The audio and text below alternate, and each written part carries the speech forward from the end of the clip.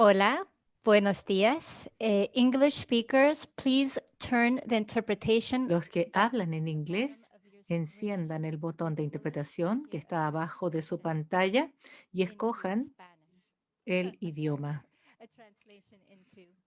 Escojan el idioma inglés. Bueno, hoy es el tercer día de la reunión virtual, la investigación clínica como herramienta para abordar la carga del cáncer en América Latina. Me llamo Deja Kristen, de Cancer Research and Biostatistics, el Centro Estadístico de SWOG y un miembro integral de la iniciativa de SWOG en Latinoamérica. Hoy voy a moderar este panel de la mañana, la tarde en Chile, con el doctor Juan Manuel Donaire, del Centro de la Mama en la Clínica de las Condes y de la Universidad de Chile. Bueno, para los que no han podido asistir las sesiones de los días anteriores, tengo algunas notas técnicas para compartir con ustedes. Primero, si están llamando desde un celular sin la aplicación Zoom, solo van a tener el audio, no van a tener video. Si tienen preguntas para los panelistas, por favor, anótenlas en la pestaña Preguntas y Respuestas y las vamos a hacer durante la mesa redonda al final del panel. Si tienen problemas del audio o video, pueden acercarse un poco más al servidor, pueden conectarse directamente al internet o pueden apagar el Zoom y reiniciar la sesión. Para los otros que no hablan inglés, hay la opción también de escuchar la interpretación de las presentaciones en inglés, escogiendo la opción de inglés en el botón de interpretación. Estamos grabando la sesión y, bueno, la intención de los servicios de interpretación es para promover una mejor comprensión de la conferencia, pero no reemplazan al original. Ninguna persona o entidad asumirá responsabilidad por errores, omisiones o ambigüedades en la interpretación proporcionada durante la conferencia. Bueno, voy a pasar la voz a la doctora Bettina Müller del Instituto Nacional del Cáncer en Chile.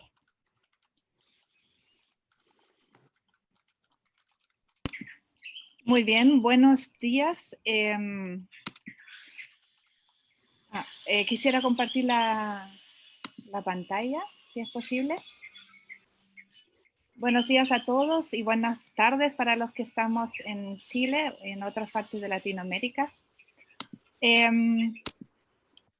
Tengo el gran gusto, ¿no es cierto?, de darles la bienvenida para este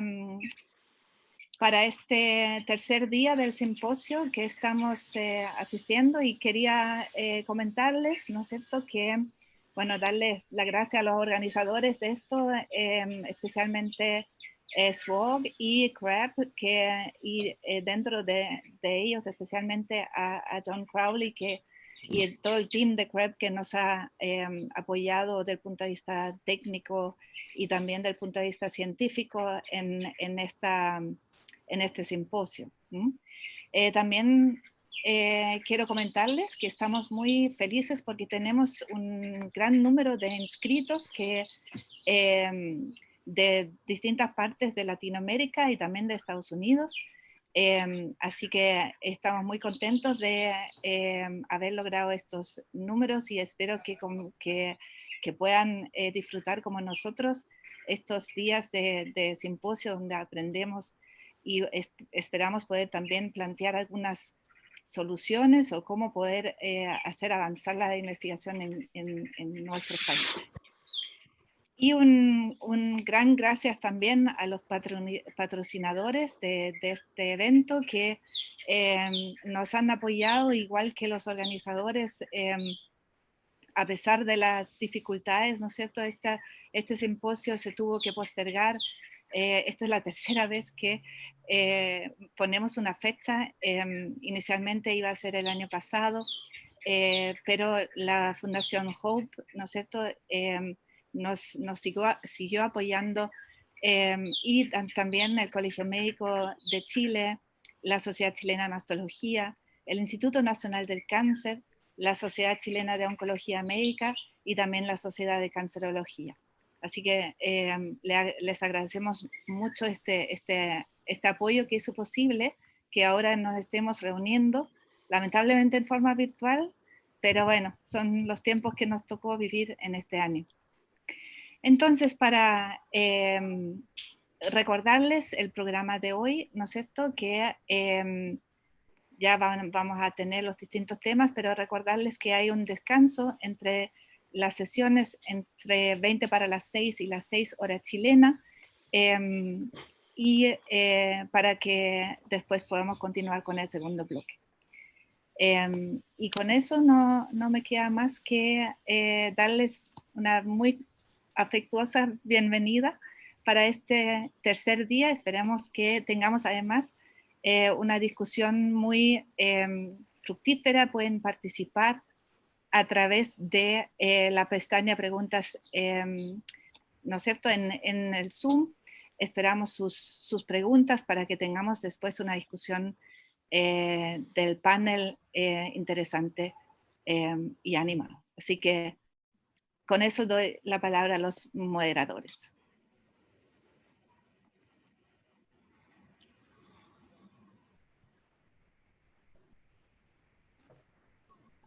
Gracias, Bettina.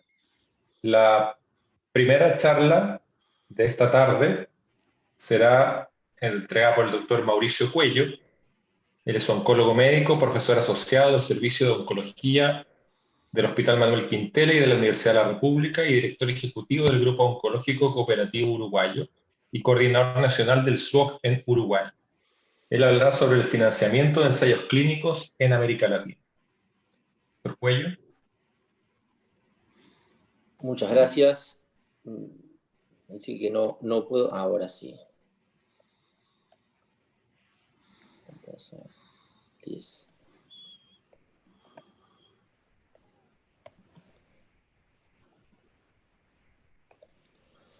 Bien, muchas gracias por la invitación.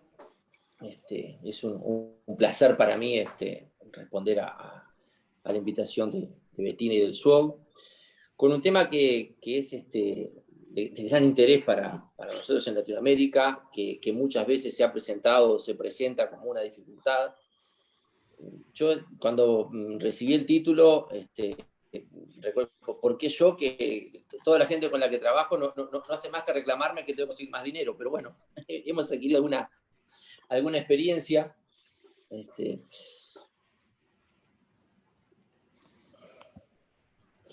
Estos son mis disclosures, mis conflictos de interés. Y brevemente me voy a detener algunos minutos, pero no muchos, en el diagnóstico. Yo creo que nosotros no tenemos mayores problemas diagnósticos y a veces estamos hasta un poco cansados de escucharlos. Un poco de qué es lo que podemos hacer para fortalecer el financiamiento de la investigación clínica y dentro de la investigación clínica, en particular los ensayos clínicos. Qué estrategias se pueden llevar adelante y alguna experiencia de éxito que sin lugar a dudas han habido en la historia de la investigación, que es joven, la historia de la investigación en Latinoamérica. Es algo que se conoce muy bien, la investigación clínica y la investigación a través de trials en particular se ha concentrado en países desarrollados. Esto tiene una explicación incluso histórica, pero tenemos que admitir también que en América Latina, sobre todo quizá en los últimos 10 años, ha habido un cambio notorio con un aumento de la investigación clínica que se da sobre todo a expensas de los estudios clínicos promovidos por la industria farmacéutica, con una escasa participación académica de los investigadores latinoamericanos y concentrada, ¿verdad?, también en países como Brasil, México, Argentina. También Chile y Colombia en los últimos años han logrado un aumento sustancial de la producción e investigación, pero todavía es baja y todavía encontramos un número importante de obstáculos. Uno de esos obstáculos es la falta de fondos, la falta de financiación para la investigación.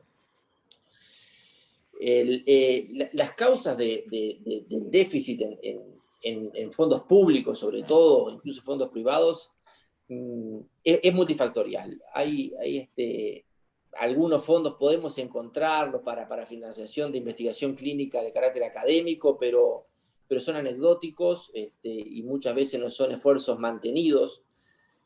Tenemos también un bajo acceso a los fondos de las compañías farmacéuticas. Esto es también un tema complejo. Muchas veces hay dentro de las compañías una competencia interna importante por acceder a esos fondos y se concentran sobre todo en países o instituciones que tienen un gran poder de difundir determinados conceptos sobre fármacos en particular, y en aquellos lugares donde no hay grandes mercados eso es más difícil de ver. Muchas veces la investigación iniciada por el investigador, los IIS, incluso dependen en varias compañías de los departamentos de marketing específicamente y no de los departamentos médicos, pero sobre esto vamos a volver más adelante.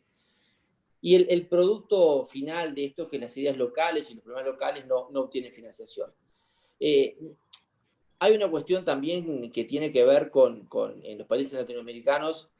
Si bien desde el punto de vista económico ha habido una cierta mejoría en la mayoría de nuestros países en los últimos años, es verdad que la sociedad también ha tenido que atender otras necesidades y la investigación clínica y internacional en particular ha quedado relegada. Pero incluso dentro de la investigación se han hecho esfuerzos muy importantes en otras áreas, investigación básica, incluso algunos aspectos de la investigación translacional, pero la investigación clínica quedó de una forma un tanto relegada, también porque es, entre comillas, un poco más caro la investigación clínica que algún otro tipo de proyectos. Eso no lo podemos negar. Pero no vamos a llorar. Yo siempre le digo a mis residentes y a la gente que trabaja conmigo que estamos en el área de la salud y además de la investigación, y probablemente no haya ninguna otra área de trabajo por metro cuadrado que tenga tantas ganas de cambiar las cosas como esa sociedad que de alguna forma integramos. Y creo que tenemos que dejar el discurso de queja y intentar modificar esa realidad. Mucho se dice que cuando intentamos promover la investigación clínica y ofrecerlo a otros financiadores, que podrían haber algunas diferencias en Latinoamérica que de alguna forma pueden impactar en la financiación de la investigación clínica, en particular los ensayos clínicos. Nosotros, si analizamos la población de Latinoamérica, el 80% está centralizada en ciudades, es cada día menor la población rural, eso facilita el acceso. Tenemos ciudades como San Pablo, Buenos Aires, México, Santiago, que en conjunto pueden llegar a 90, 100 millones de habitantes, un gran volumen concentrado en áreas pequeñas, geográficas, o sea, relativamente pequeñas. Eso facilitaría, en principio, lo que podría ser el reclutamiento y podría de alguna forma, al tener una menor representación geográfica en el territorio, una disminución de los costos logísticos. Podemos también de alguna forma, dado que en comparación a Europa, Asia y ni hablar de Estados Unidos, la concentración de centros de investigación es reducido y pueden reclutarse en pocos centros un mayor número y eso amplifica las capacidades locales. Hay una baja competencia porque hay un reclutamiento de pocos estudios y eso hace que sea más rápido. Y está descrito en forma prácticamente universal la alta adherencia.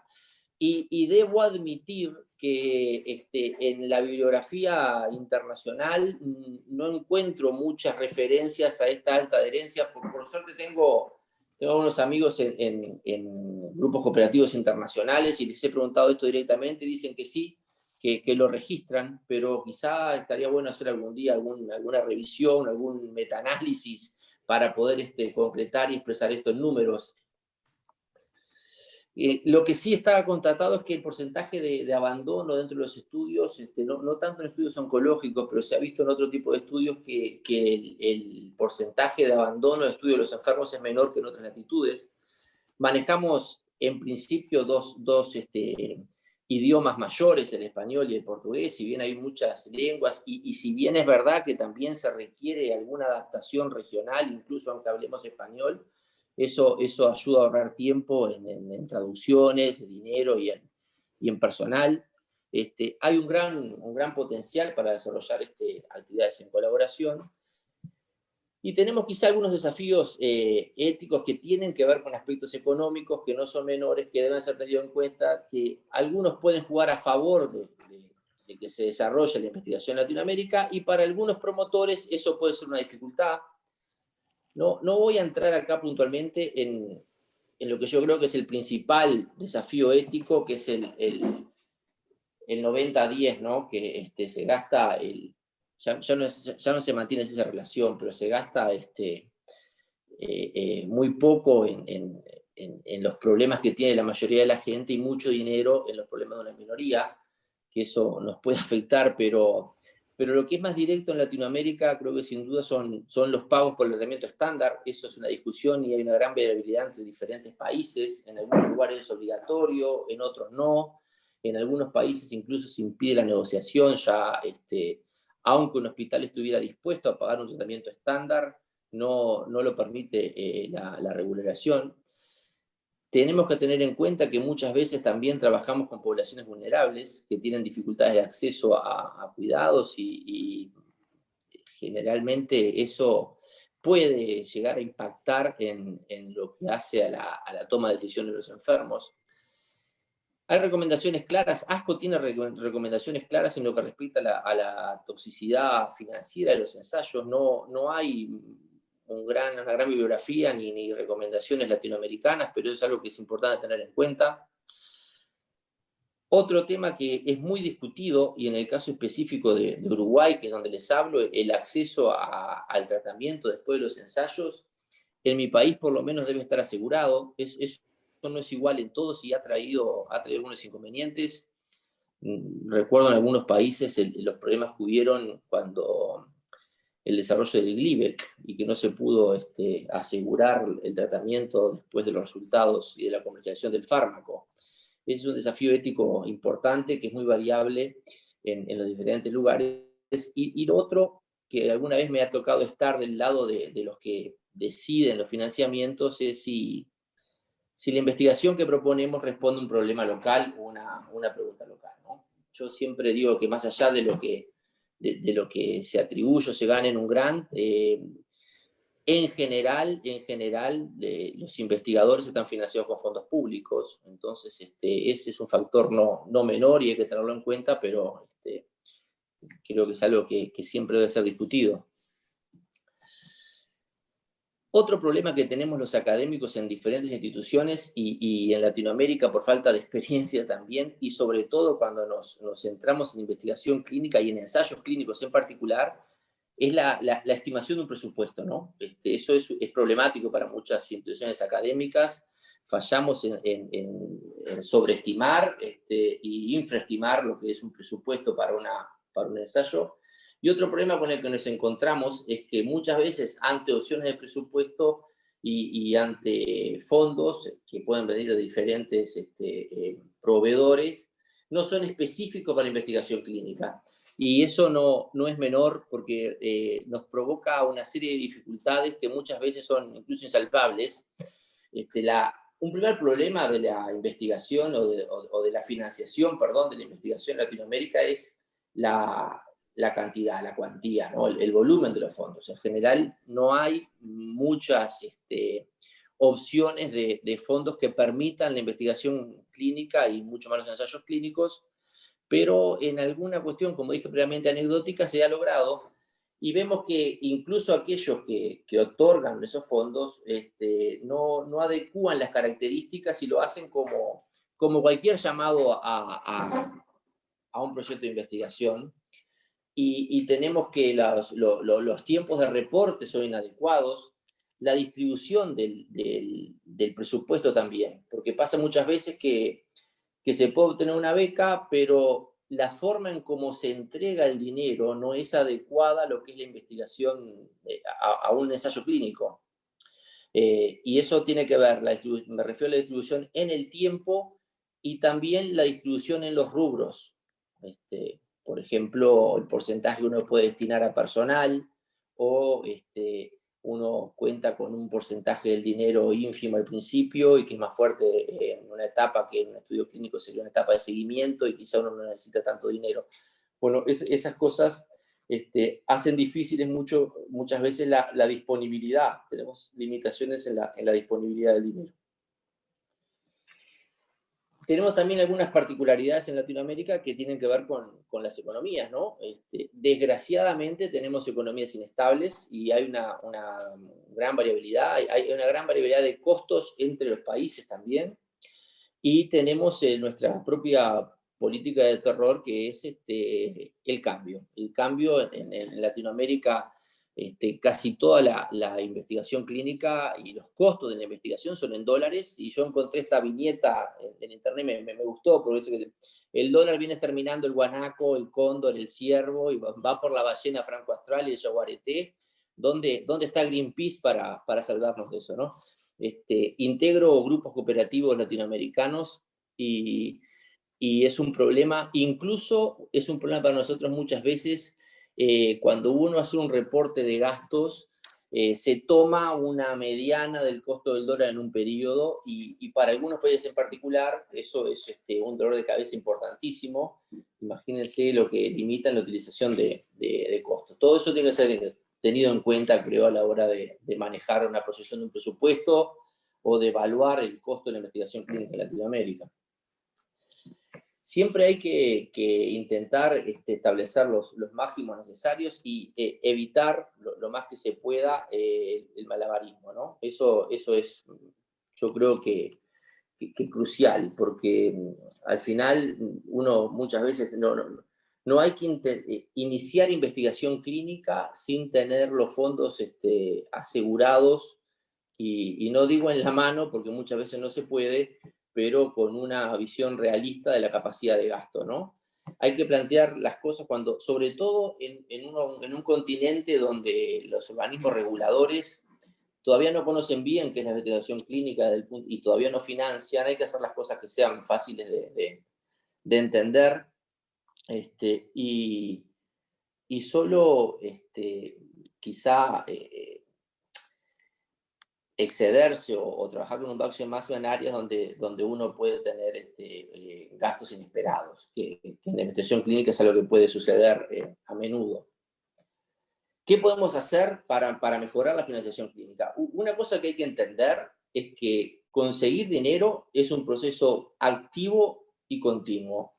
No es habitual en nuestras instituciones, pero yo hablando con algunos colegas europeos, el porcentaje que gastan los líderes de grupo o de laboratorios o clínicas para conseguir dinero ronda el 10 al 30% del tiempo que tienen para trabajar, ¿no? No es común encontrar en Latinoamérica estructuras específicas para desarrollar este tipo de actividades, pero nosotros estamos intentando incorporar a nuestro grupo una persona exclusivamente con esa misión.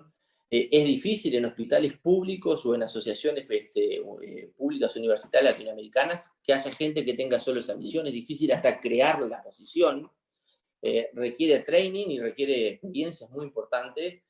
Y otro que también es crucial es que los investigadores tenemos que estar cerca de los que toman decisiones políticas y económicas.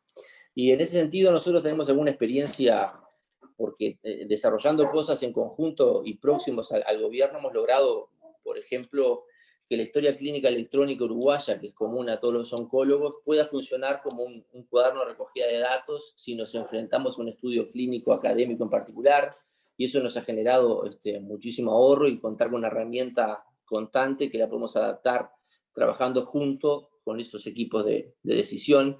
Y también es una buena experiencia de adquisición de fondos, porque esto lo hicimos frente al BID, teníamos una herramienta de investigación que le sirve a todo el colectivo, y la verdad que fue basado en un gran, muy importante, quizá el más grande de la historia del Uruguay. Quedan 4 minutos. Colaboración y más colaboración, eso es indudable. Veíamos el otro día la conferencia de Hope Foundation. es una gran oportunidad también para aprender y para ver cómo se hacen las cosas. Nosotros tenemos experiencia con Europa en el Horizonte 2020, ahí hay una alta competencia. Vean que solo el 4% de los proyectos pueden obtener fondos, pero son realmente interesantes y permiten el desarrollo de investigación cuando se logran. Hay una historia también con Latinoamérica de colaboración con el NCI, que en los últimos años quizá no tan prolífera, pero han habido varios trabajos en conjunto. Todos conocemos la del SLAI, que esperamos que todavía siga creciendo más. Y ha habido un esfuerzo muy importante de ASCO y de ESMO para el entrenamiento de jóvenes investigadores, y eso es también a tener en cuenta, porque es solo una de las opciones. La academia puede y debe relacionarse también con las farmacéuticas. Es un tema a veces complejo, porque lograr intereses comunes no siempre es posible, pero los grupos organizados tienen más chances. Tenemos la dificultad que también dependemos muchas veces del manejo del marketing de cada país y del volumen de negocio para que se desarrollen a nivel local estudios o no.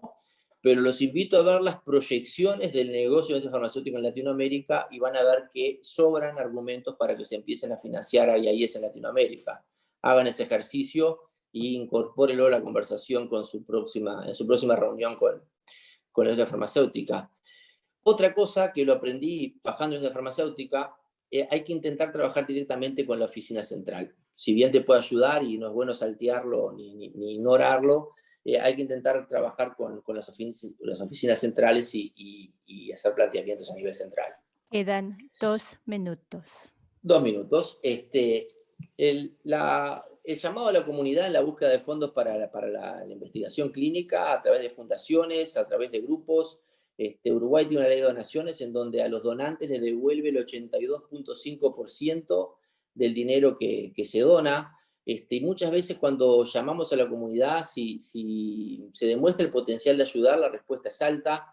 En Uruguay es frecuente que vayas al supermercado, por ejemplo, y te inviten a donar 5 pesos para tal estudio, para tal grupo, y muchas veces permite financiar investigación. Tenemos experiencias de éxito, eso no hay duda. A nivel de Horizonte 2020, G-State Project logró recientemente 4 millones de euros.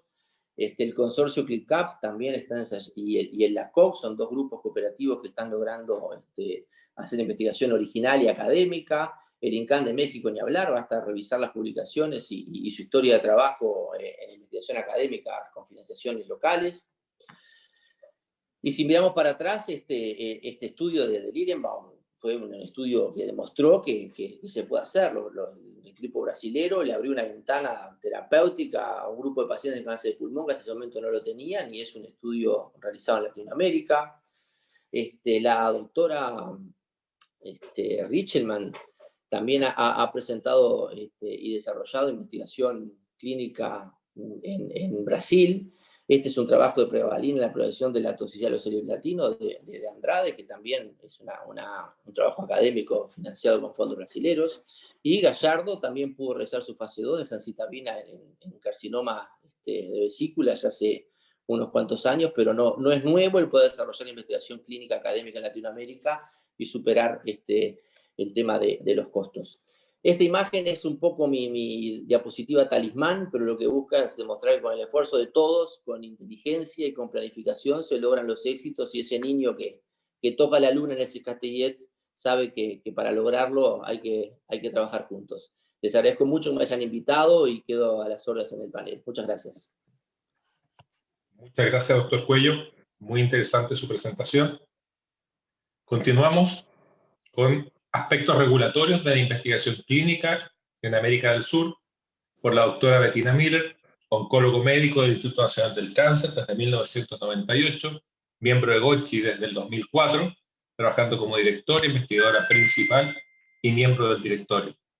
Desde el 2009, coordinadora del Grupo Latinoamericano de Investigación en Cáncer, creadora del primer banco de tumores del sistema público chileno, y desde 2019 coordinadora para SWOC en Chile. Doctora Miller. Muchas gracias, doctor Donaire, por la introducción. Y bueno, también quiero agradecer la posibilidad de hablar ahora sobre esto de la parte regulatoria, ¿no? En todo esto voy a tener que apagar mi video porque he tenido alguna complicación con la conexión. Espero que me escuchen bien. Bueno, la parte regulatoria, ¿no? Es muy importante en todo lo que es la investigación que involucra seres humanos. Y quisiera empezar diciendo lo que quisiera que ustedes se lleven a casa hoy día y que quiero dar un poco el marco regulatorio que está actualmente vigente en Sudamérica y analizar un poco los beneficios y también los desafíos para la participación de Sudamérica en países, en estudios internacionales y también en estudios de Estados Unidos, y discutir algunas posibilidades de solución para sobreponernos a estas barreras que existen para la participación en estudios internacionales. Para empezar, la globalización de los estudios clínicos es un tema que se ha discutido bastante en los últimos 20 a 30 años, y eso a raíz de que ha aumentado importantemente el número de estudios que se están desarrollando en otros países que no son pertenecientes al primer mundo, así entre comillas, ¿no?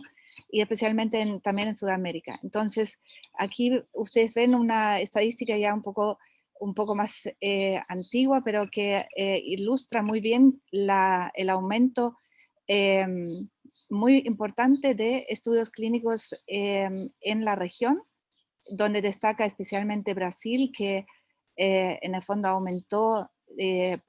multiplicó por 10 la cantidad de estudios clínicos en las que estaba participando entre el 2001 y el 2011, y ese número probablemente ha aumentado más todavía en los años hasta ahora. Este aumento de estudios clínicos en los países del tercer mundo especialmente, que antes se llamaba, ¿no? Es una palabra que se usa cada vez menos, pero que en el fondo habla de países de menores ingresos, ha llevado a que hayan también aprehensiones éticas al respecto, ¿no es cierto? No sé si ustedes vieron esta película El jardinero fiel, ¿no? Que justamente tomó el tema de un escándalo que hubo en África con un antibiótico de la farmacéutica Pfizer que se aplicó a niños africanos, muchos de ellos sin conocimiento informado y muchos de ellos sin recibir el estándar que existía a nivel mundial para esa enfermedad.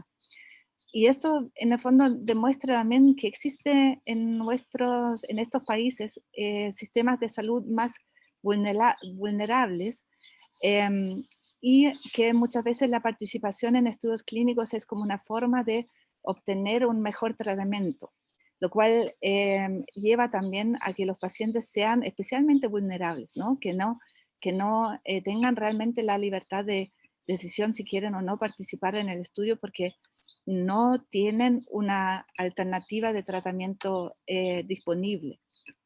Y también lleva a que los participantes de la investigación son expuestas al riesgo, ¿no? Al riesgo de recibir eventualmente un tratamiento de efectividad inferior, y también al riesgo de eventualmente tener toxicidades inesperadas, ¿no es cierto? Pero los beneficios finalmente no son asequibles al final para la población en general, dado que estos tratamientos no son asequibles para toda la población, sino solamente para los que tienen las condiciones financieras para poder acceder a ellos. Y esto es un tema alrededor de estos estudios que son controlados contra placebo, donde se argumenta que el estándar local es un tratamiento paliativo solamente, ¿no es cierto? O que no existe un tratamiento real. Y eso no puede ser un argumento porque el placebo se tiene que dar el tratamiento de control que mundialmente está aceptado, ¿ya? Otro tema es la falta de entrenamiento de las buenas prácticas clínicas del equipo de investigación. Eso se vio incluso en una inspección en Brasil que fue allá hace unos años atrás, probablemente ahora eso es ha mejorado, ¿no? Pero es un tema que hay que considerar y bueno, Gochi por eso también está muy involucrado en el entrenamiento en las buenas prácticas clínicas para el equipo de investigación en Chile. Y todo eso lleva a que se reconoce la necesidad de que tengamos guías legales y éticas que garanticen la integridad de los pacientes, los participantes en investigación. Ahora, las regulaciones que existen en nuestros países deberían basarse en guías internacionales, ¿no? Existe un marco internacional hay varios documentos que se han ido liberando, donde destaca la Declaración de Helsinki y también el Código de Nuremberg, aparte de estos otros documentos que yo les nombro acá. El componente esencial de todos estos documentos es la necesidad de que el protocolo cuente con un consentimiento informado, que sea adaptado culturalmente y que además sea expresado en términos de un lenguaje fácil de entender, ¿no? Y que además que el protocolo científico sea revisado por algún cuerpo ético. Esto es importante porque incluso el principio del consentimiento informado voluntario actualmente se podría considerar digamos, una ley internacional y cuando no se respeta, ¿no es cierto?, incluso podría ser presentada una querella en una corte internacional, ¿ya? Así que los investigadores tienen que respetar las regulaciones locales e internacionales cuando participan en estudios clínicos. Y bueno, en este sentido, en Sudamérica se implementaron varias agencias que justamente tomaron esta tarea, ¿no? Y tengo nombrado ahí las distintas agencias que están a cargo de esto en una selección de países sudamericanos. Y tenemos la sensación, ¿no es cierto? Existen algunos ejemplos que hacen pensar que efectivamente desde una regulación más bien laxa se llevó a una regulación incluso más exigente. Y esto en Chile, por ejemplo, se ilustra con la ley Ricarte Soto, que es una ley que lleva el nombre de un periodista destacado que lamentablemente falleció por un cáncer pulmonar y que llevó o lideró un movimiento de pacientes para poder acceder a drogas de alto costo. Y en esta ley que fue hecha para poder acceder a drogas de alto costo, sin embargo, incluye algunas regulaciones respecto a la investigación clínica, lo cual ya es un tema porque no se entiende, ¿no?, por qué está incluido esta cláusula en esa ley. Y en esa ley se dice que cualquier injuria que sufra el paciente durante un estudio y que además va a ser, al momento de ser confirmado, se va a presumir que es causado por el estudio, tiene que ser asumido el costo por parte del sponsor y la responsabilidad de esto recién expira 10 años después de la manifestación de la injuria. Y eso obviamente digamos, es un periodo muy largo si se considera que la injuria podría aparecer incluso varios años después de haber terminado la investigación. También dice que que los sujetos que participan en estudios clínicos deben tener acceso al tratamiento mientras que les sea útil, y esa responsabilidad de proveer ese tratamiento tiene que ser, está en manos del sponsor, ¿no? Otras legislaciones más bien lo incorporan también agencias regulatorias locales, por ejemplo, el seguro de salud o el gobierno, ¿no es cierto? Pero en este caso se da toda la responsabilidad al sponsor, lo cual también, especialmente para los tratamientos de enfermedades más crónicas, puede ser un problema. El proceso de activación de estudios en Chile también se ha ido complejizando y eso está bien, digamos, por una parte, porque contamos ahora en algunas instituciones con comités de revisión local, que son otra instancia más, aparte del comité de ética, que revisan el protocolo. Por ejemplo, en el Instituto Nacional del Cáncer contamos con esto, con este comité, y aquí les tengo nombrados todos los documentos que el investigador principal tiene que presentar al comité de revisión local para poder obtener la carta de aprobación del director o de la directora del hospital. Y también todos los comités, todos los documentos que deben ser presentados al comité de ética, que son ahora acreditados por parte del Ministerio de Salud. Para la importación de drogas, además el sponsor en este caso debe presentar un número de documentos al Instituto de Salud Pública, a la Agencia de Medicamentos del Instituto de Salud Pública. Esto es solamente un ejemplo para graficar la complejidad también administrativa que significa presentar un protocolo a un comité de ética, a un comité de revisión local y a las instancias de importación de droga. Por eso es tan importante que contemos con un equipo que nos apoye en esto. No se puede hacer esto solo. Porque, bueno, lamentablemente Latinoamérica también tiene la fama de tener un periodo de aprobación muy largo para los estudios.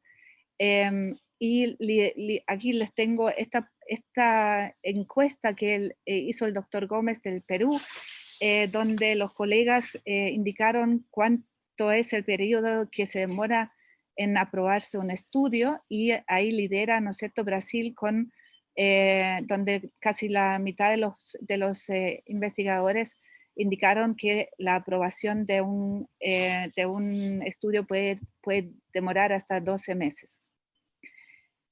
Los costos relacionados con la aprobación ética también son variables, ¿no es cierto? Aquí les tengo actualizado los costos para Argentina y Chile, un comité de ética de Chile y el comité de Argentina y las distintas instancias que se tienen o que se pueden cobrar, ¿no? Ahora, en Chile, por ejemplo, estos fees se aplican solamente a los estudios de la industria. Así que, bueno, hay otros aspectos que debemos considerar que complejizan la presentación de los protocolos a las distintas agencias, y una de ellas es la traducción al idioma que se maneja, que debe ser, todos los documentos deben ser traducidos al castellano en el caso de, por ejemplo, México y Perú, ¿no es cierto? Esto es de una página también del NIH que resume todo lo que se debe preparar para la presentación de un protocolo para lograr la colaboración internacional. Y bueno, en el caso de Brasil son al portugués. También es importante considerar que si bien tenemos esta fortaleza de que aparte de Brasil, ¿no es cierto?, los otros países latinoamericanos son de habla castellana. De todas maneras, el consentimiento informado debe ser adaptado al idioma local, y hay algunas diferencias que sí se tienen que considerar. Quedan 5 También, minutos. Gracias. Además, tenemos que revisar si se acepta la exportación de especímenes, ¿no es cierto? La gran mayoría de los países sí lo aceptan, aunque como aprendimos también ayer, pueden haber dificultades no menores en esto. Ahora, para participar en particular con Estados Unidos, ¿no es cierto? Es importante saber que existe una oficina de protección de seres humanos, que es esta oficina que les tengo nombrados acá, y para poder participar en estudios con Estados Unidos tenemos que tener se llama Federal Wide Assurance, no sé cómo se podría traducir esto al castellano, pero que en el fondo tiene la intencionalidad de que los investigadores aceptan la ley en Estados Unidos, ¿no es cierto?, que se nombra también como Common Rule, y que es una ley, ¿no es cierto?, que justamente resguarda los derechos que están incluidos en el código, en los distintos códigos éticos, que como por ejemplo la declaración de Helsinki no tiene una vinculación legal, es un marco ético, ¿no? Pero este Common Rule nos da una responsabilidad legal además. Ahora, busqué estos países de Latinoamérica respecto a si estaban nombrados en la página de esta organización de Estados Unidos, y existen varias de estas Federal Wide Assurance para estos países, y esto de alguna manera nos indica que efectivamente todos estos países ya están participando en estudios internacionales con Estados Unidos. Entonces, ¿cuáles son los desafíos para la participación en estudios con Estados Unidos? Bueno, hay una carga administrativa no menor, ¿no es cierto?, que requiere un staff entrenado para lograr disminuir un poco los tiempos de aprobación, ¿ya?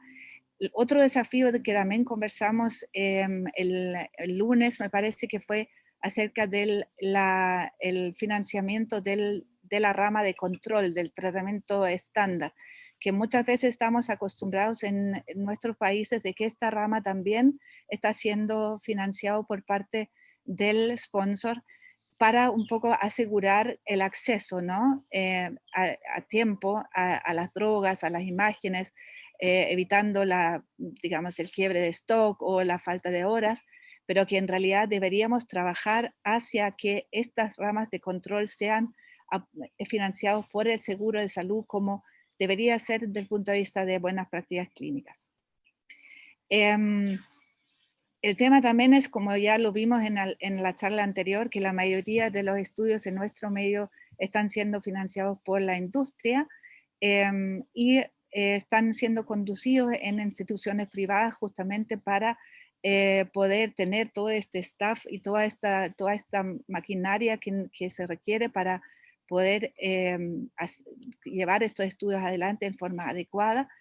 Y con instituciones incluso que se dedican solamente a el desarrollo de estudios clínicos, y eso en una situación de falta de especialistas y de staff entrenado, obviamente plantea un problema. Pero hay muchos beneficios para la participación en estudios internacionales, ¿no? Podemos aportar pacientes con diferentes etnias y de esa manera aumentar la validez externa, digamos. Podemos incluir pacientes con cánceres que son más bien raros en Estados Unidos, como por ejemplo estómago, vesícula biliar, cervicuterino. Los estudios clínicos, a su vez, a nosotros, a los países de Sudamérica, nos ayudan a mejorar la infraestructura, como también lo mencionó la doctora Ferreccio ayer. Nos aportan entrenamiento, nos mejoran las capacidades y también aportan, obviamente, a la actividad económica. Nos ayuda a los pacientes, gracias, que tengan acceso a un tratamiento como es el state of the art, ¿no? Y a un tratamiento potencialmente más efectivo. y a los médicos nos da la posibilidad de acceder a tratamientos nuevos. Finalmente, está la posibilidad de fortalecer los grupos cooperativos nacionales y regionales. Y con eso quiero terminar agradeciendo además a todo el equipo de COCHI que también ha trabajado fuertemente para que este simposio se lleve adelante, porque todos estos esfuerzos no se pueden hacer solos. Necesitamos un equipo que nos apoye, especialmente en la parte regulatoria. Aquí ven a la Stenka Slater, que es nuestra especialista en la parte regulatoria, y que nos permite llevar adelante nuestros estudios con toda la rigurosidad que se requiere. Así que con eso quiero terminar. Muchas gracias. Y disculpen que haya tenido que apagar mi video, pero espero que se haya podido escuchar bien. Muchas gracias. Sí, la escuchamos perfectamente. Muchas gracias. Bueno, ahora la doctora Antje Höring de Cancer Research and Biostatistics va a ser el siguiente panelista. Es presidenta y jefa ejecutiva de Cancer Research and Biostatistics. Es investigadora principal o estadística principal en varios ensayos de SWOG financiados por los Institutos Nacionales de Salud en Estados Unidos. También del Lung Map Partnership de los Institutos Nacionales de Salud, de la National Clinical Trials Network, también del Instituto Nacional de Salud y del Pediatric Lymphoma and Leukemia Committee. Es profesora afiliada en el Fred Hutchinson Cancer Research Center y el Departamento de Bioestadística en la Universidad de Washington. Bueno, bienvenida, Antje. Thank you. Thanks for the nice introduction. Muchas gracias. Gracias por esa presentación. Es curioso escucharla traducida al inglés. Muchas gracias a los organizadores por invitarme a presentar hoy. Estoy muy impresionada por cómo se están dando las cosas en este evento, el trabajo hecho por Gochi y por cada uno para organizar este taller.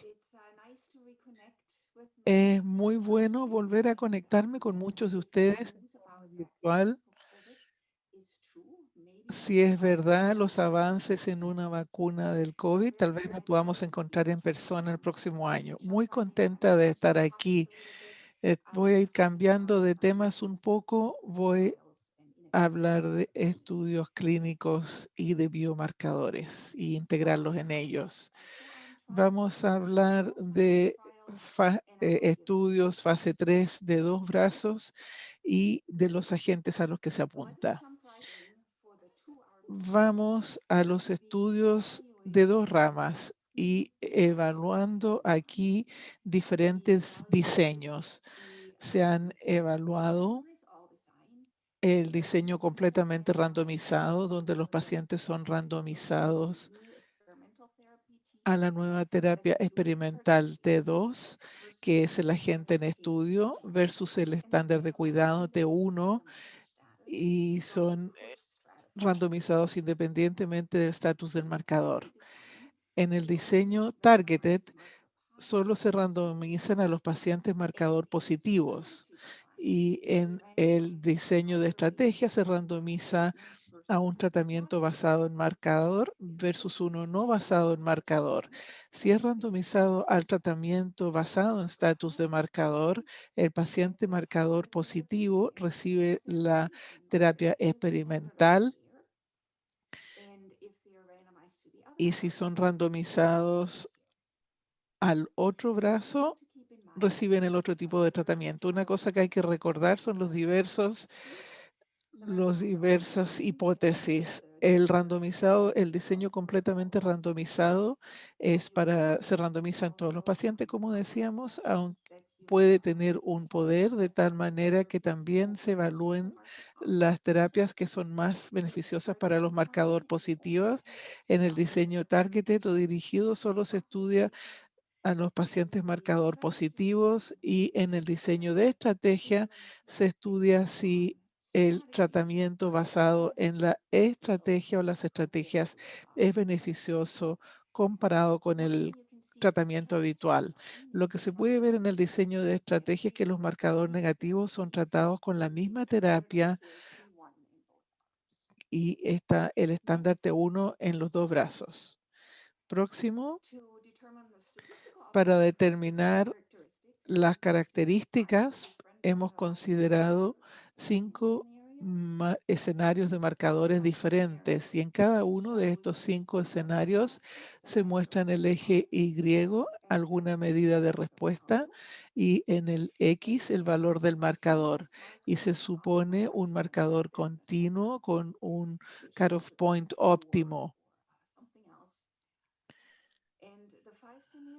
En los 5 escenarios, si miramos el primer escenario, si no hay marcador, todo el mundo se beneficia de la nueva terapia independientemente de cuál sea el estatus del marcador. Y en los escenarios 2 a 4 son marcadores predictivos.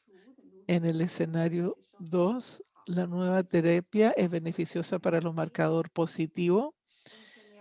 En el escenario 3, la nueva terapia ayuda tanto a los marcadores positivos como marcadores negativos, pero hay un mayor efecto para los marcadores positivos.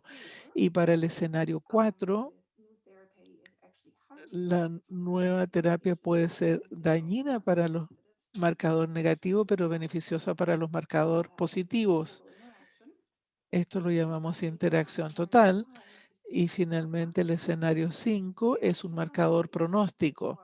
En general, son pacientes que tienen un gran valor de marcador, pueden estar mejor con las dos terapias, pero la nueva terapia es mejor que la terapia habitual. Próxima. Evaluamos las características operativas de estos 3 diseños para los 5 escenarios. El diseño dirigido, targeted, que aparece en las curvas.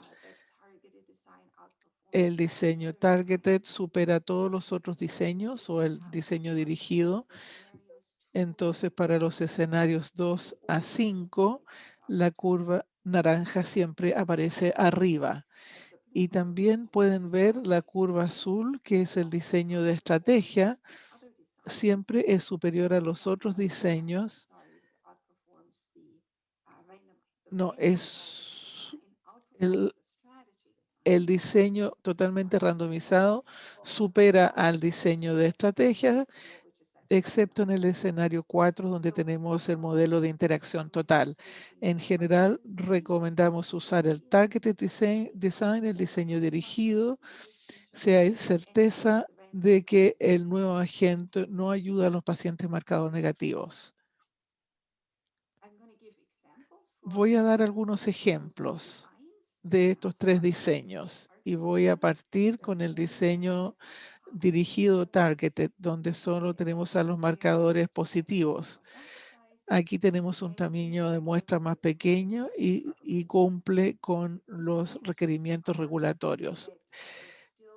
Las desventajas es que podemos requerir que se haga un tamizaje de una gran población dependiendo de la prevalencia del marcador, y no podemos determinar la eficacia en los pacientes marcador negativo. Como guías generales recomendamos usar este diseño para prevalencia pequeña de marcadores. Si hay certeza de que la nueva terapia no va a ayudar a los pacientes marcador negativo y si hay un cut point un punto de corte bien establecido. Aquí tenemos un ejemplo donde decidimos usar un estudio así. Estos son datos fase 2 para un estudio en AML, en leucemia mieloide aguda. Tenemos CPX351 versus citerabina y daunorubicina. Ahí podemos ver al lado derecho que las diferencias son mayores para AML secundaria. Elegimos utilizar un diseño dirigido solo para AML secundaria después de conversarlo con el FDA. Fue un estudio positivo, se cerró en enero de 2016 y recibimos la aprobación del FDA un año y medio después. Voy a dar un ejemplo de una estrategia, un estudio con estrategia de marcador. Aquí fue difícil buscar un ejemplo porque, como les decía antes, es un diseño ineficiente porque los marcadores negativos reciben el mismo tratamiento como tratamiento habitual. Como guías generales, recomendamos usarlos si casi todos los pacientes reciben tratamiento no estándar, si el estatus de marcador es muy prevalente o si les interesa mucho la hipótesis de la estrategia, y les mostraré un ejemplo en la próxima diapositiva. Aquí tenemos un ejemplo de lo que llamamos una terapia verdaderamente personalizada. Esto es en pacientes que habían sido tratados previamente por cáncer pancreático metastásico. En este caso, los pacientes reciben toman sus dos muestras, sea inmunohistoquímica, estudios de microarray,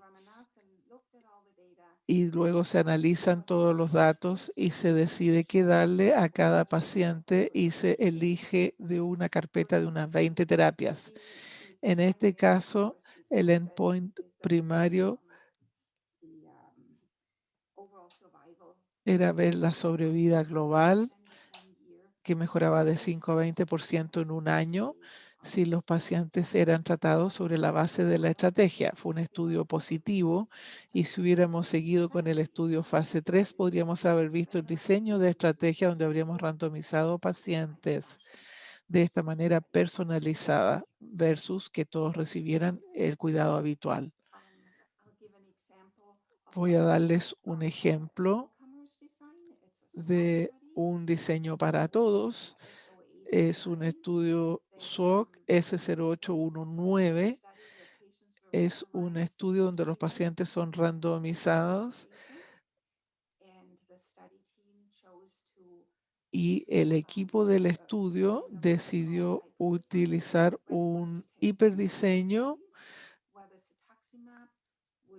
Habían dos hipótesis si cetuximab mejoraba la eficacia agregándose la quimio en pacientes con cáncer pulmonar de células no pequeñas avanzado, y si los que eran positivos a GFR positivos se beneficiaban más de la adición de cetuximab. La forma se eligió un hazard ratio para la sobrevida global para toda la población de 1.2, es decir, un 20% de aumento en la sobrevivencia media, y un hazard ratio más agresivo para los pacientes que daban positivo para EGFR, con un 1.3 de sobrevida libre de progresión. Sugerimos usar este tipo de diseño si es que hay una posibilidad de que se ayude a los pacientes marcadores positivos y marcadores negativos. Esta diapositiva, bueno, si hicimos algunos cálculos de tamaño de muestra para escenarios hipotéticos. El esquema del estudio, el doctor Redman fue el estadístico de este estudio. Habían un poco más de 1.500 pacientes, 584 GFR positivos, y así se pudo estudiar la hipótesis objetivo y la hipótesis global. Si solo se tomaba la global, habría salvado a un 20% de los pacientes. Si se veía el diseño de marcadores positivos y se estudiaba solo la hipótesis targeted, eran el otro porcentaje. Y si hubiera sido la estrategia, habría sido 15%. Es para mostrarles las diferencias entre las diferentes estrategias. Voy a cambiar un poco y vamos a hablar de protocolos maestros, que son muy populares hoy por hoy.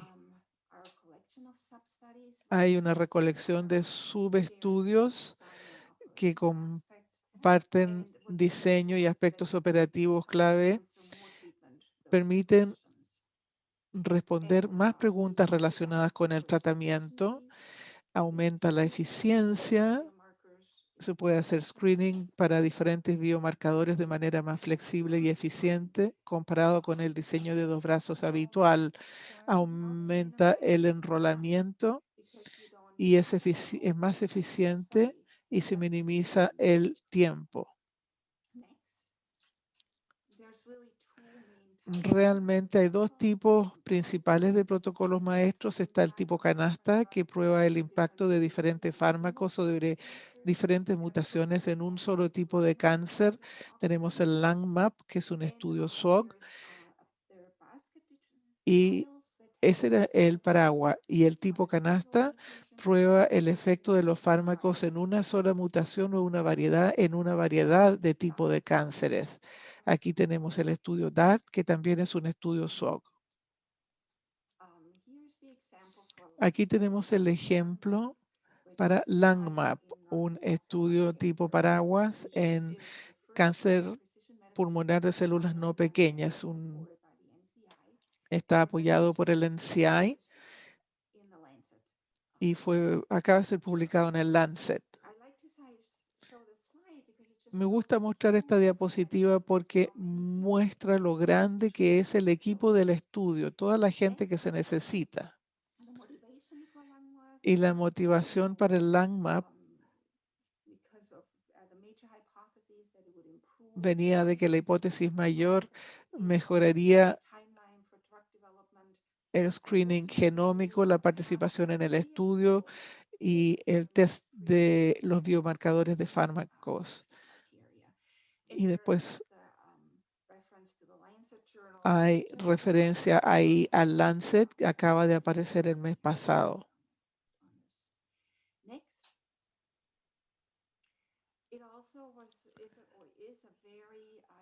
También es una asociación público-privada muy única.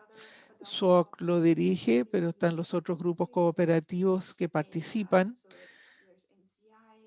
Tenemos al NCI, FDA, Friends of Cancer Research y el NIH. Es un gran estudio.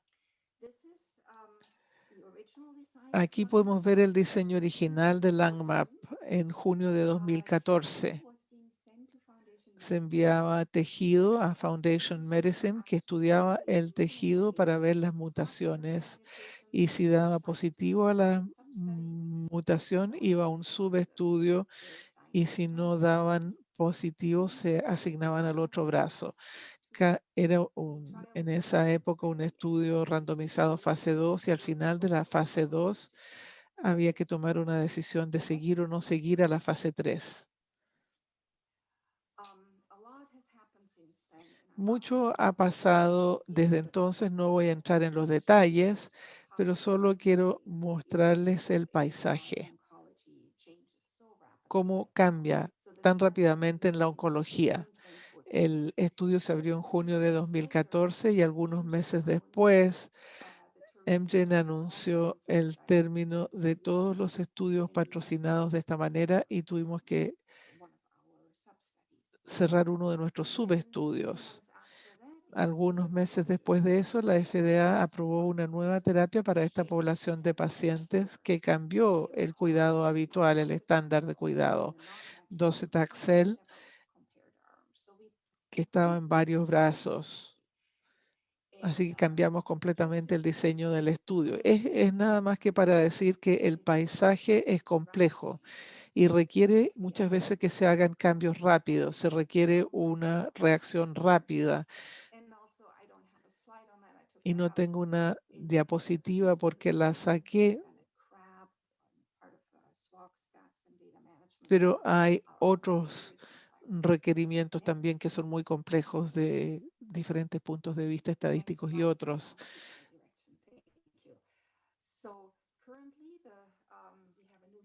Actualmente tenemos un nuevo protocolo de screening que se abrió en enero del año pasado y casi tenemos 1000 pacientes enrolados en todo Estados Unidos.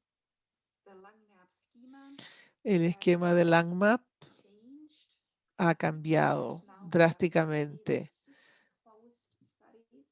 Hay 6 subestudios cerrados. Tenemos 3 abiertos.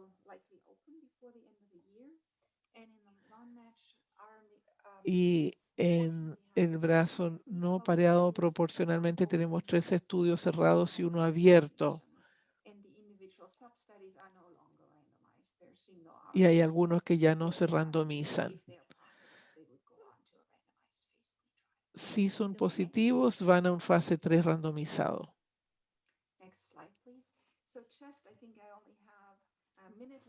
Solo me queda 1 minuto y quería referirme nada más al estudio tipo canasta, el DART.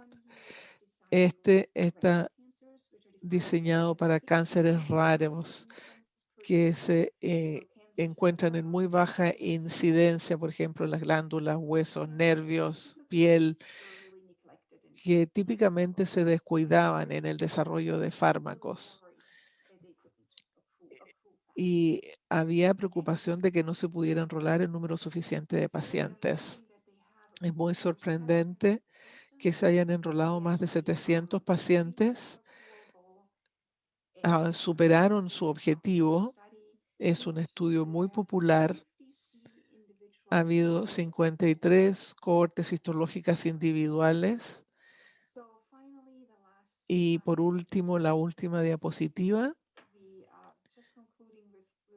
Algunas reflexiones sobre los protocolos maestros. Estos son más eficientes, ayudan a responder preguntas relacionadas con tratamiento, facilitan el tamizaje, pero hay muchos desafíos logísticos y la colaboración es esencial. El paisaje cambia rápidamente, lo que requiere una respuesta rápida. Y esta es una publicidad de nuestro libro que John Crowley y yo editamos y muchos estadísticos de SWOG contribuyeron. Gracias.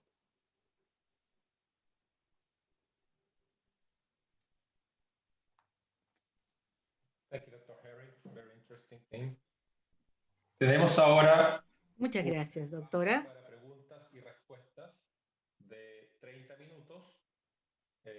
Sus preguntas pueden hacerlas en la plataforma, en el icono de preguntas y respuestas. Hay en este minuto una pregunta del doctor Retamales para el doctor Mauricio Cuello. ¿Cómo apoya GoCUR los proyectos en Uruguay? ¿Qué otros roles serían deseables para los grupos cooperativos? Entre ellos, un rol de políticas públicas, por ejemplo. Bien, nosotros en el GoCUR en Uruguay, si son protocolos presentados por nuestros investigadores, participamos en todas las etapas de desarrollo, logística, seguimiento, monitorización y también financiación. Y en lo que respecta hacia un rol de política pública, nosotros hemos participado fuertemente en Uruguay en la modificación de la regulación, con presentación de proyectos al gobierno que han tenido resultados dispares, a veces con más y con menos aceptación. Ahora estamos trabajando mucho por una regulación que de alguna forma comprenda los ensayos clínicos de bajo riesgo. Esto en Europa ha sido comprendido en muchos países y, por ejemplo, la exigencia de seguros es menor y está más limitada la responsabilidad del grupo investigador y esperamos tener fuente. También trabajamos en la generación estatal lo propusimos, pero ahí fracasamos, para que todas las organizaciones interesadas en la investigación académica financiaran para este tipo de estudios de no gran riesgo un seguro común, porque el seguro de daños y perjuicios que te exige la regulación uruguaya, si trabajamos con una molécula en desarrollo aún, son muy onerosos y imposibles de mantener, por ejemplo. Pero también estamos haciendo investigación en algunos aspectos que tienen mucho que ver con las políticas públicas y algo que recibió financiación de varias fuentes y está empezando ahora, que estamos estudiando en población uruguaya las causas de retraso en los 4 tumores más frecuentes. Y obviamente es un tema que recoge el interés de las sociedades de pacientes, de la industria farmacéutica, de los gobiernos, y hemos logrado una financiación bastante importante que además permite financiar otras actividades de investigación dentro del OCUR. Yo creo que sí, que los organismos académicos y los grupos colaborativos tienen que tener una fuerte influencia en las políticas públicas que hacen la investigación, más cuando todavía hay una cierta inmadurez a nivel de los organismos gubernamentales que tienen que entender por qué hay que apoyar esto, ¿no? No tengo dudas que sí, que hay que tener una fuerte presencia en las políticas públicas. Gracias. Queríamos recordarlos a los asistentes de poner preguntas bajo la pestaña preguntas y respuestas. Gracias. Bueno, una Bettina, pregunta. Ajá.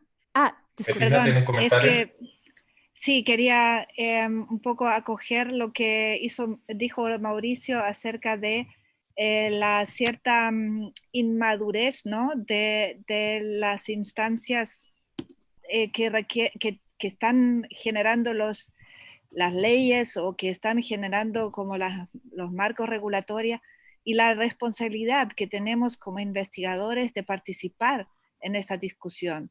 Nosotros participamos en su momento en la discusión de la ley Ricardo Soto, lamentablemente ya estaba aprobada, ¿no? Pero yo creo que es muy importante que tomemos esa responsabilidad de apoyar a las instancias legislativas en el proceso, ¿no es cierto? Y hacer ver cómo impactaría lo que están legislando en la investigación. Bueno, una pregunta para Antia. La voy a leer en inglés. Your example of a Su ejemplo del estudio fue en un subgrupo de enfermedades, no fue definido por biomarcadores. Disculpa, no escuché la primera parte. Su ejemplo de el estudio de marcador fue en un subgrupo de enfermedad, no estaba definido por el biomarcador. ¿Es así? ¿Y esa misma consideración se aplica? Sí, exactamente las mismas consideraciones se aplican, pero es un muy buen punto. Tenemos otra pregunta para la doctora Kering, de la doctora Bustamante. Dice, desde su experiencia, ¿ha visto que exista un retardo en el tiempo de revisión por parte de los comités de ética de los protocolos maestros respecto a los clásicos de 2 ramas, por ejemplo, debido a que tienen una mayor complejidad metodológica? ¿Cree necesaria la capacitación a los comités revisores en estas materias?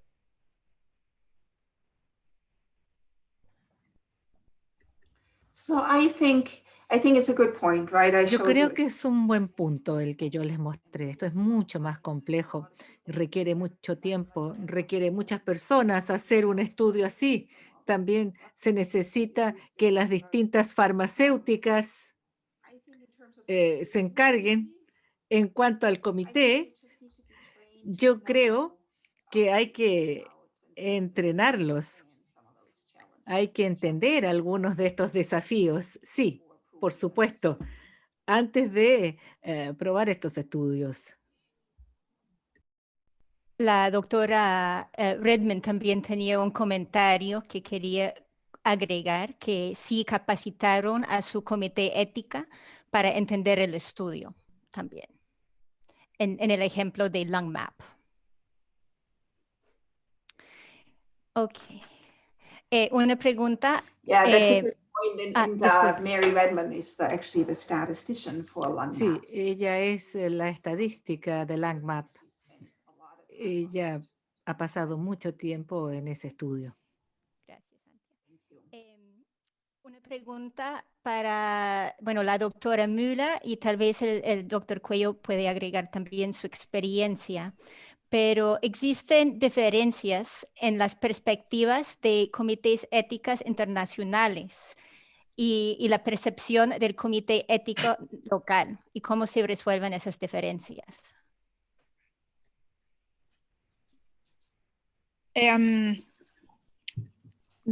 A ver, mira, generalmente los comités de ética locales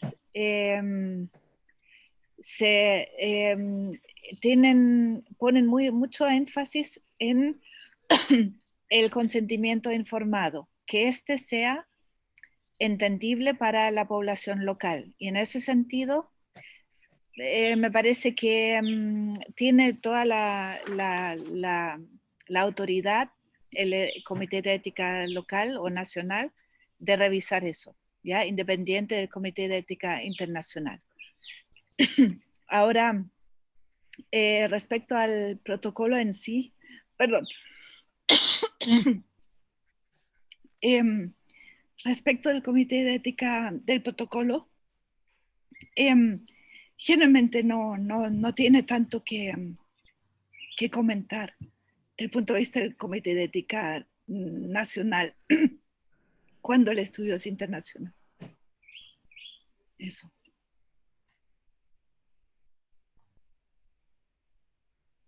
Muy bien.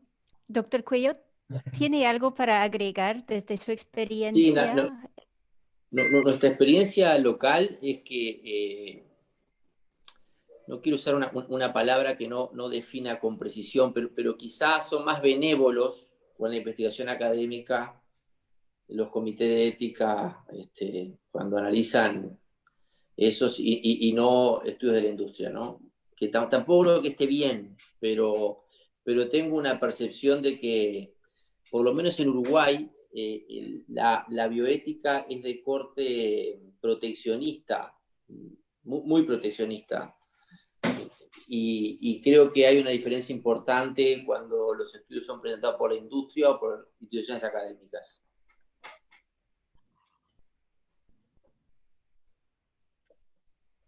Puedo hablar por qué, pero puede llevar 2 seminarios. Creo que son muchos factores, pero sí son diferentes. Para la doctora Herring, dice, en los estudios Umbrella como LangMap, ¿qué pasa cuando una rama no consigue un número de pacientes suficiente o queda detrás de las otras ramas? ¿Se aborda reclutando más pacientes?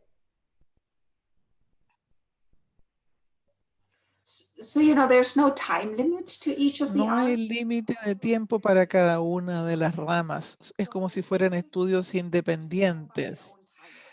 Entonces cada una sigue su línea de tiempo. Solo reclutamos pacientes que dan resultado positivo para un marcador.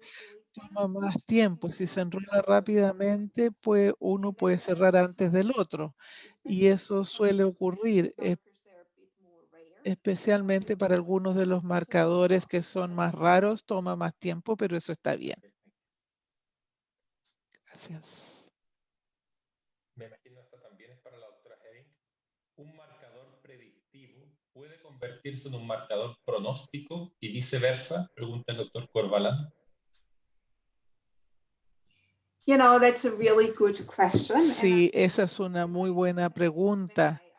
Y en realidad, cuando repasé mis diapositivas ayer, tuve que recortarlas de 30 a 20 minutos y saqué una que explicaba la diferencia entre marcadores predictivos y pronósticos. En general, estos estudios son buenos para los predictivos que responden a la terapia. Algunos marcadores pueden servir a ambos propósitos. Podemos tener un marcador que sea pronóstico y predictivo y a veces, y por eso miramos estos 5 escenarios diferentes.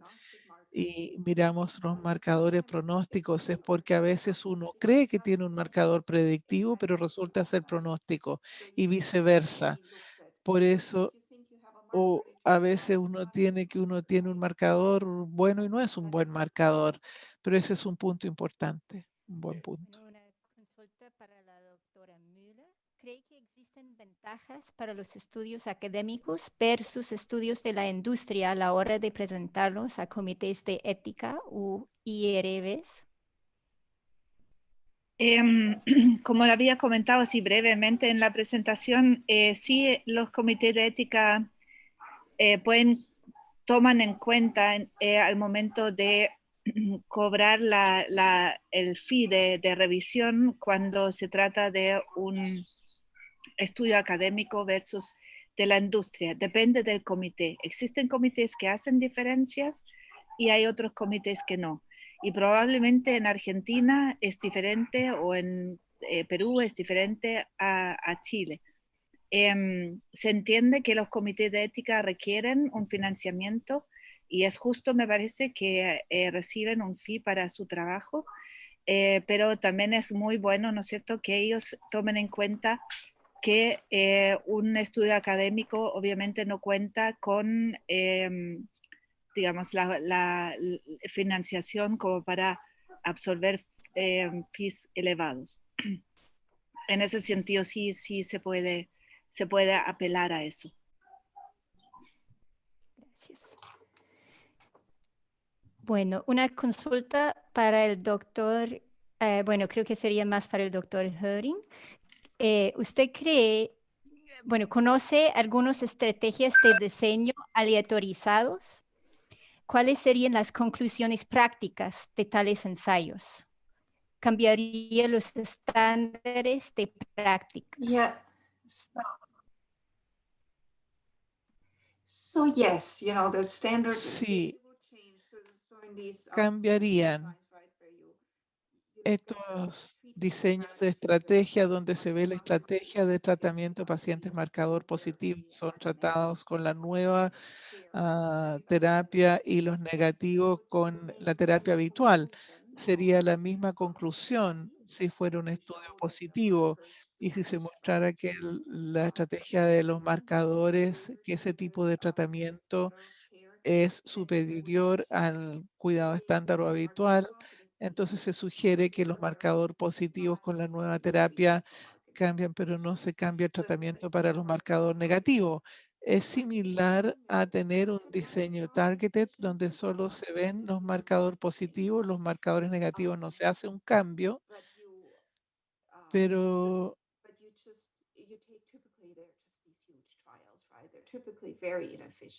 típicamente son muy ineficientes, diría yo. Hay muy raros casos en que yo pensaría en que se puede usar ese tipo de estudio.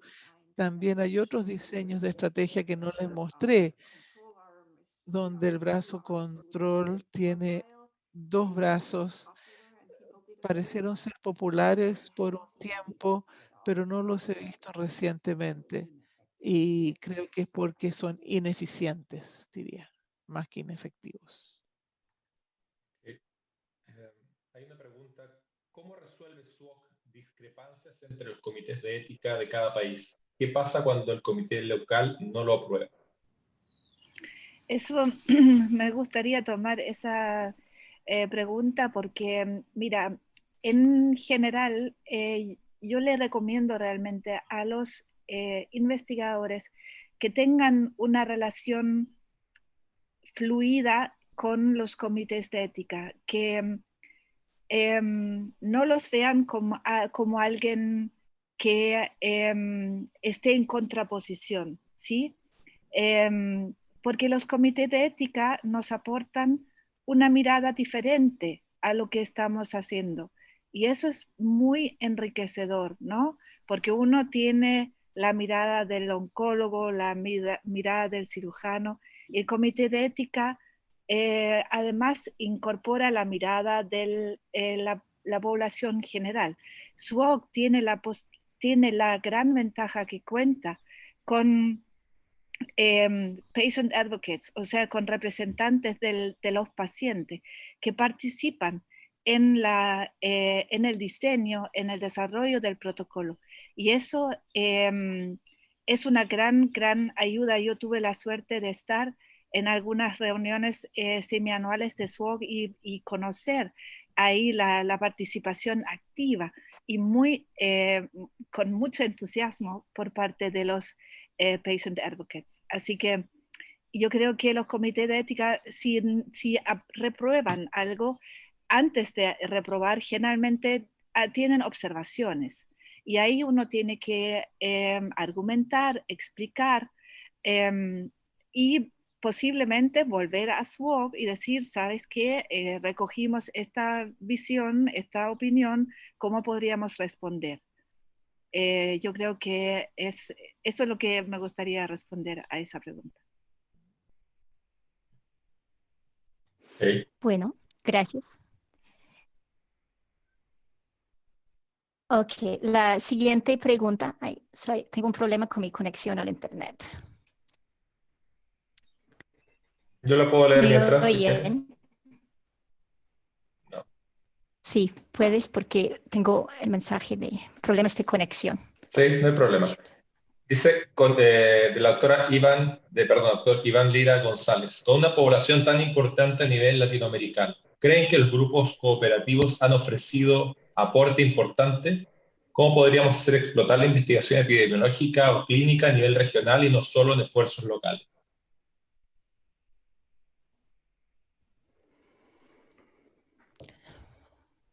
No sé quién quiere, o sea, Mauricio, quizás, ¿quieres tú responder primero? Está en silencio. Perdón.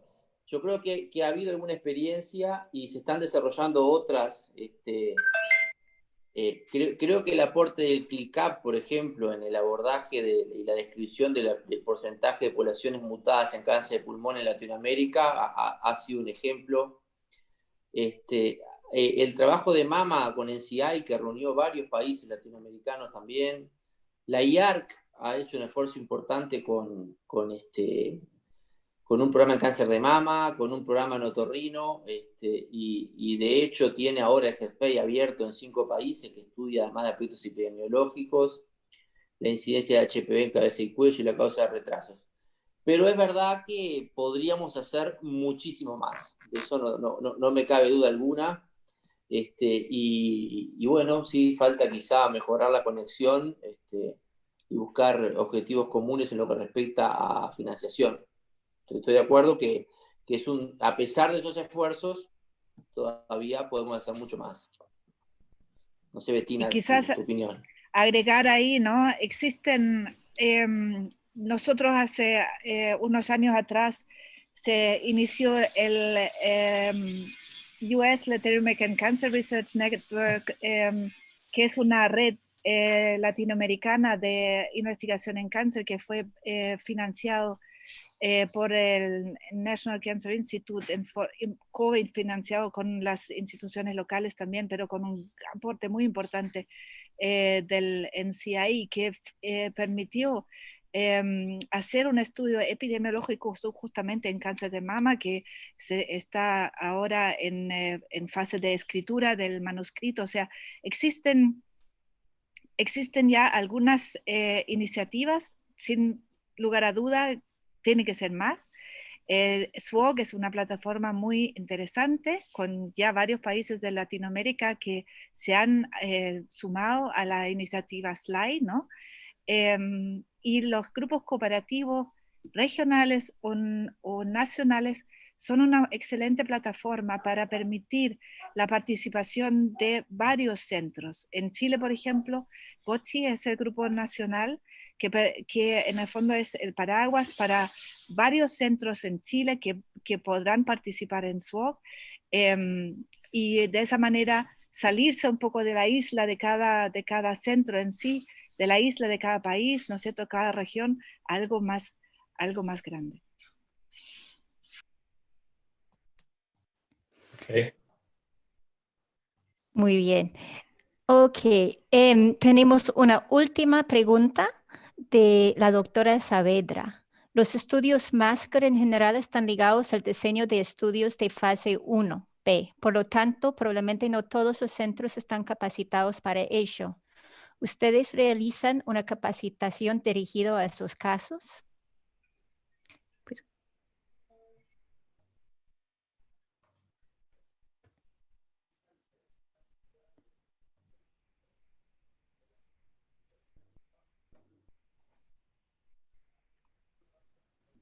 creo que esta pregunta es más para Antia, pero no sé si es más una pregunta general de SWOG. Oh, I'm sorry. So I didn't quite follow. So whether we provide training for what? For master studies, for the design of like phase 1B master I don't studies. hear a translation. I just hear it in Spanish and I can't translate. Bueno, voy a hablar en español a ver si la interpretación funciona. Así, los estudios Master, Basket and Umbrella en general están ligados al diseño de estudios fase 1B. Por lo probablemente no todos los centros están capacitados para ello. ¿Ustedes realizan una capacitación dirigida en estos casos? You know, those so those master protocols, they can be Esos anything. protocolos maestros pueden ser cualquier cosa, pueden ser fase 1, fase 2, fase 3. Para el LangMap son fase 2, van hacia fase 3. Para el DART es un fase 2, a pesar de que son estudios pequeños.